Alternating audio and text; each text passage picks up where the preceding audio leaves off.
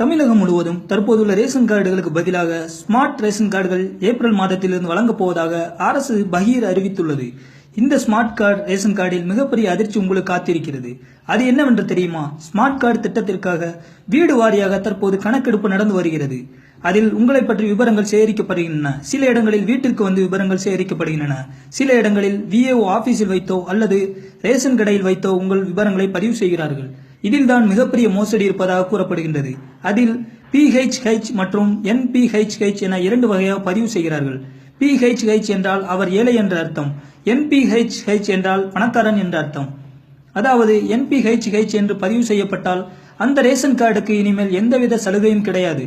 பணக்காரன் என்பதால் அரசு வழங்கும் எந்த இலவசமும் கிடையாது. மேலும் கேஸ் சிலிண்டருக்கு மானியம் கிடையாது. 1000 ரூபாய் கட்ட வேண்டும். கரண்ட் பில் சலுகை, 100 நாள் வேலை போன்ற எந்த அரசு சலுகையும் கிடையாது என்று கூறப்படுகின்றது. ஸ்மார்ட் கார்டு ரேஷன் கார்டு என்பது ATM கார்டு போல் உள்ளதால் அதில் என்ன இருக்கிறது என்ன உங்களுக்கு தெரியாது. இந்த ஸ்மார்ட் கார்டை மிஷினில் போட்டவுடன் உங்களை பற்றி எல்லா விவரங்களும் தெரிந்துவிடும். இவ்வாறு கணக்கெடுத்ததை குடியரசு தினத்தன்று ஜனவரி 26 தமிழகம் முழுவதும் ஒவ்வொரு ஊரிலும் பொதுமக்கள் கிராம சபையில் வைத்து ஒப்புதல் வாங்கப் போகிறார்கள்.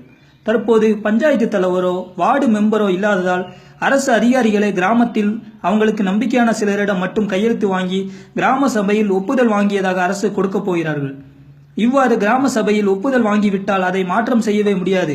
எனவே குடியரசு தினத்தில் உங்கள் ஊரில் ஒப்புதல் வாங்கும் போது உங்கள் ரேஷன் கடைக்காரரிடம் கேட்டு உங்கள் வீட்டு ரேஷன் கார்டை சரிபார்த்துக் கொள்ளுங்கள். அதாவது உங்கள் ரேஷன் கார்டில் PHH என உள்ளதா இல்லை NPHH என உள்ளதா என்று சரிபார்த்துக் கொள்ளுங்கள்.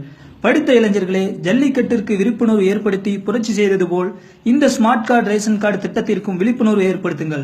உங்கள் அப்பா அம்மாவோ அல்லது தெரிந்தவர்களோ படிப்பறிவு இல்லாதவர்களாக இருக்கலாம், அவர்களுக்கு தெரியப்படுத்துங்கள். ரேஷன் கடைக்கு சென்று உங்கள் ரேஷன் கார்டை பதிவு செய்யும் போது அதன் விவரங்கள் பற்றி கேளுங்கள். அதில் தவறு இருந்தால் கையெழுத்து போடாதீர்கள். லிஸ்டை காட்ட மறுத்தால் தாலுகா ஆபீஸ் அல்லது கலெக்டர் ஆபீஸ்லேயோ புகார் செய்யுங்கள். ஸ்மார்ட் கார்டு திட்டத்தில் நடக்கும் இந்த மோசடி பற்றி பகீர் தகவல்கள் சமூக வலைதளங்களில் வைரலாக பரவி வருகின்றன.